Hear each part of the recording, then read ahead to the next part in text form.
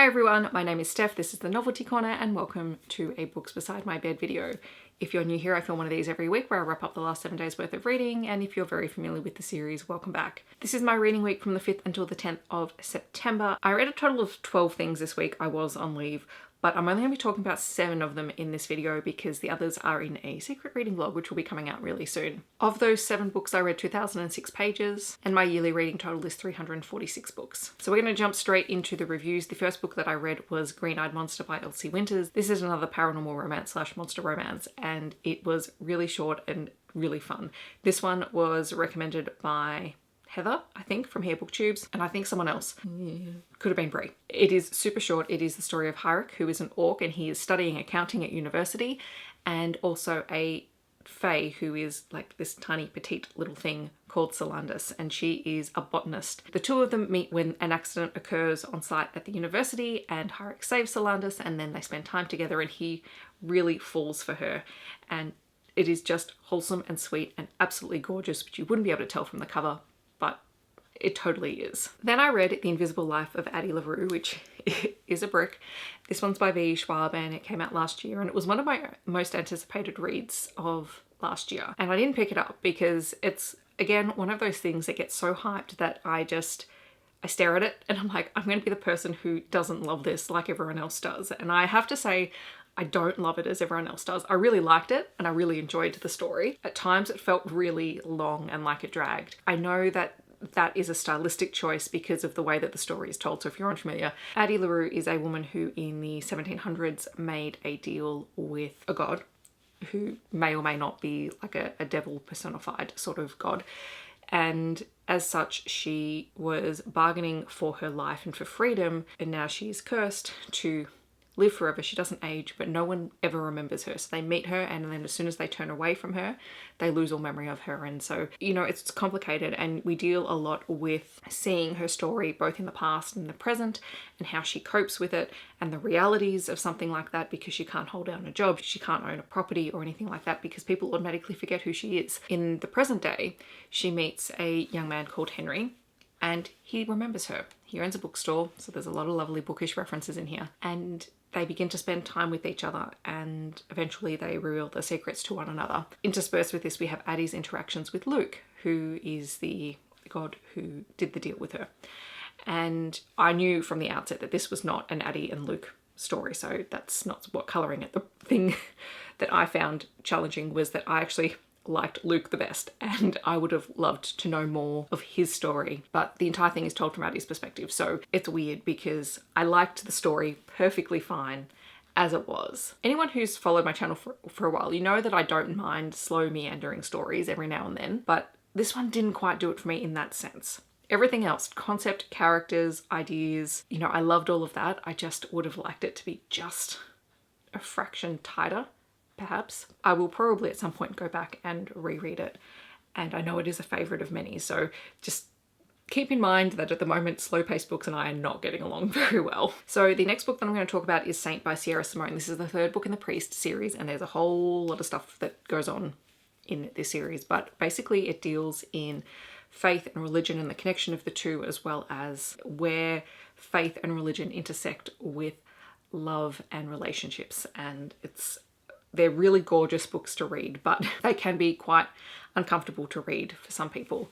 Saint, being the 3rd book, follows one of the Bell brothers, Aiden, who we've met in previous books, and we find out in this book he has become a monk and he is living in a monastery, and he basically upended his life a few years earlier in the middle of the night, and he left behind a boyfriend and he left behind his family, and no one quite knows exactly what caused this switch, because prior to that he was a partying playboy, he had a high-flying job in business, and no one would have expected him to become a monk. We meet him at the start of the book 4 years into his journey, and at this monastery he does a lot of the grounds work there. He does the bookkeeping because that's his background, and on the property they also make beer, so they have a brewery there. And Aiden is constantly pushing for more ways to be closer to God through work, and he gets an opportunity to travel around to a couple of different monasteries in Europe because they also have breweries, and they're looking at forging connections, but also giving him the opportunity to explore whether these might be monasteries that would better suit him than his current one in Kansas. A spanner is thrown in the works because his ex-boyfriend Elijah turns up. He's now a reporter, and he's doing an article on the monks that brew beer. Initially, he's only there to check out the Kansas monastery, and somehow he also then finds himself going along on this trip with Aiden. And it is about Aiden exploring his faith, his religion, and what he wants to achieve out of it. And also whether he's truly left his past behind and he can move forward. So it's really complex, and like the other books in the series, it is very taboo. There is a lot of sex on page. There is a moment of cheating on page. In terms of other tropes, it is a second chance romance. It is a brother's best friend story.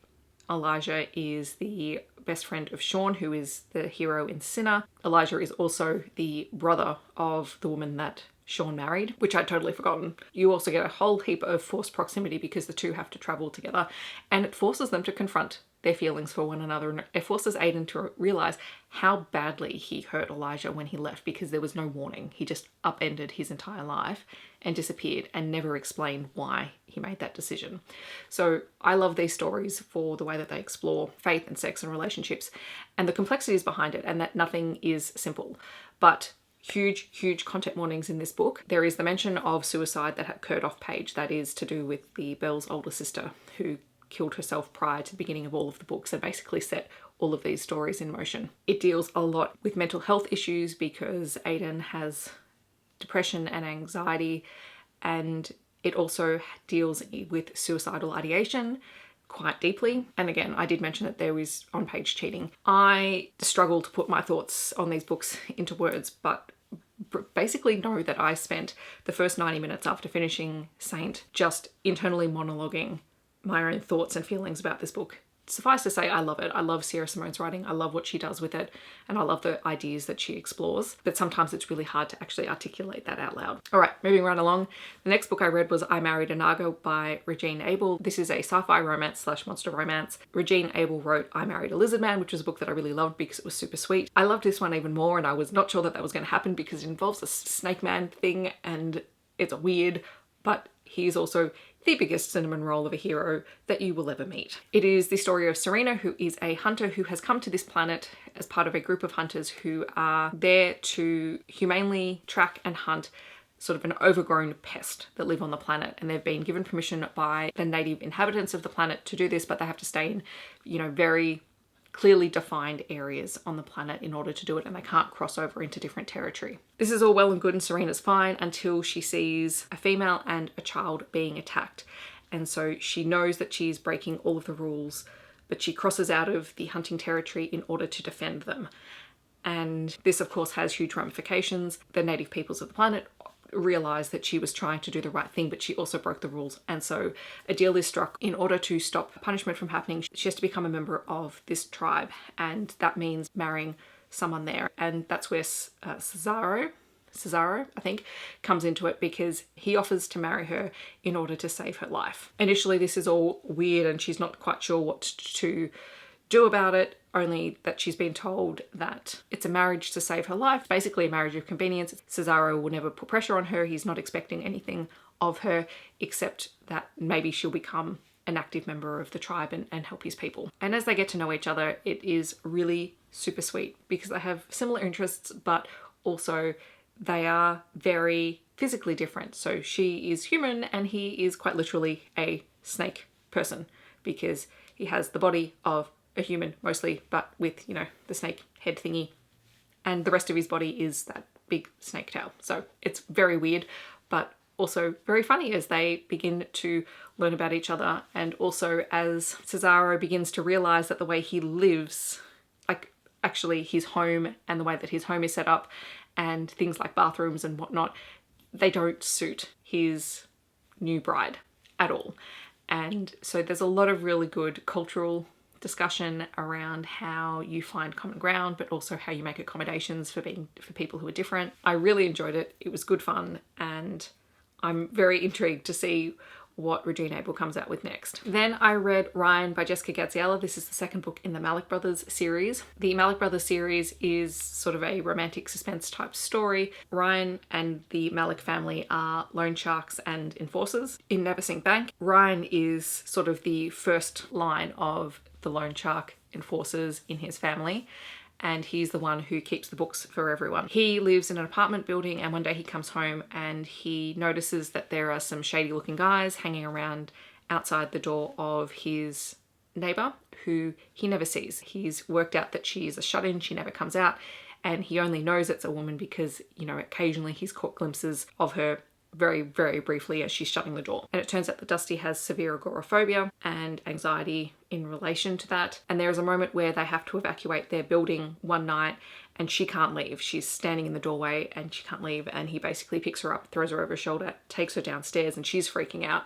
And he puts her in the car and closes the door so that she's in an enclosed space and she's not around other people, so that she might feel a little bit safer, because otherwise she would still be stuck in the building. And eventually she calms down and they're able to get her back inside when everything's cleared. And that's the start of their relationship. That storyline of the guys who'd come to visit her, one of them is her friend, but he has been making her hold his drugs for him because he thinks it's a safe place. And then of course people come to visit her apartment and she is assaulted and the drugs are taken and now her life is under threat. Ryan steps in to try and help her out in this situation because he can't bear to see a woman get hurt.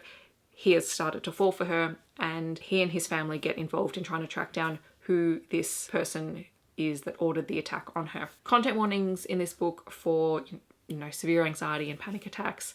Also drugs, violence, kidnapping, assault, all of that sort of stuff is in this book. I really like this. Ryan is such a sweetheart. And Dusty's story, from how she went from being someone who was happy living her life out in the world, she was a kinder teacher, she loved her job, to someone who just over the course of basically a year became so agoraphobic that she couldn't even step foot out of her apartment, is just heartbreaking. But it also has a lot of great references to the fact that she's regularly seeing a therapist and that she is working on it, and that they're starting with baby steps, and that even though at the end of the book she is able to leave her home, it's not always easy. It's not something that she can just magically do. She can do it if she feels she's safe with the people that she's around, but even then sometimes that's not okay.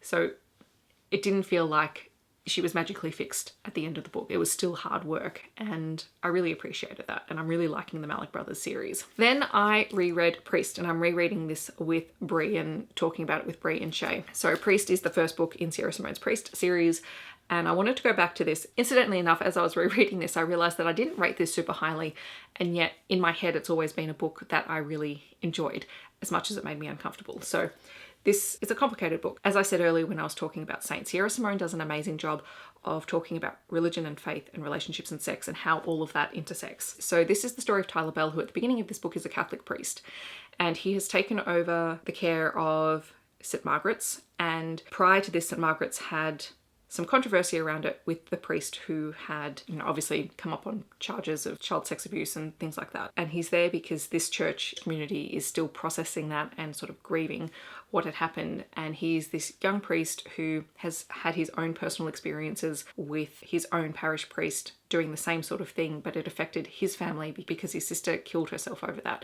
And all of that occurs off page, but is referenced throughout the book, so be aware of that going into it. You know, he's very popular, he's young, he's good looking, he is devoted to this parish and to making it succeed and to raising the money so that it can be upgraded and become a place for the community. And then he meets Poppy, who is a young woman who is not Catholic, but she comes into the church for confession. She is trying to make sense of her life. She has come from a life of privilege. She then went on to work in a club as a dancer. She got caught up in some things in a relationship that she wasn't happy with, and now she's moved away, she's moved into this town, and she's trying to make sense. And part of her is wondering if religion would play a role in moving her life forward. And obviously these two forge a connection and they start up a sexual relationship, which is, you know, a big no-no for a Catholic priest. And yes, there are aspects of it that, you know, inherently, just because of the way that I was raised Catholic, I went to Catholic schools my entire life. I actually enjoy talking about it. I enjoy talking about faith and the way that it all intersects. So that stuff, it doesn't bother me because this book never felt like it was disrespectfully done. And it always felt like all of the encounters that Poppy and Tyler have in this book, they actually reinforce a lot of Tyler's faith faith and what he believes in, and yet it's seen as wrong in the eyes of the church. And so you have that conflict. Pretty much the entirety of this book is told from Tyler's perspective. We do get brief moments where we get some of Poppy's story, which is told from her perspective, but we don't get a lot of her thoughts. So this is purely told from the male character's perspective. A lot of content warnings in this book, mostly for references to child sexual abuse, suicide, and things that all occur off page. But I will say that there is mention of the fact that Tyler is the one who found his sister after she killed herself, and that is explained in a bit of detail, so be aware of that going into it. I then followed Priest up by reading Midnight Mass, which is the 1.5 novella, which is the continuation of Tyler and Poppy's story, which I had not read previously. And Midnight Mass is basically their story a few years down the path. They're married and not everything is going smoothly. So it's a marriage in trouble story with massive content warning in here for miscarriage. You know, Tyler and Poppy are trying to get their life together. Tyler is trying to figure out what to do now that he has left the church, and this puts a huge strain on their marriage because they're not communicating. Tyler is getting caught up in what he's doing and he completely misses a whole bunch of things that are happening with Poppy. And then they have to work their way through a hugely traumatic part of their life together, and it was just heartbreaking and yet very, very real. And I actually think it added far more to sort of the Tyler and Poppy story than even what we got in Priest. So I was really glad that I read it. There is also another content warning in here for a much loved character who does pass away as well, so be aware of that going into it. I love this series. I'm going to start Sin a Day after I finish filming my videos because I love this series to pieces. In the comments below, let me know if you have read any of these books or if you're planning on picking any of them up. Otherwise, feel free to share something else that you have been reading this week, or if you want to let me know that you're here but you don't want to leave a comment, feel free to leave any kind of bell icon because, you know, I talked a lot about the Bell brothers. I hope that wherever you are in the world, you're staying safe and healthy, and I will see you in my next video. Thanks so much for watching. Bye everyone.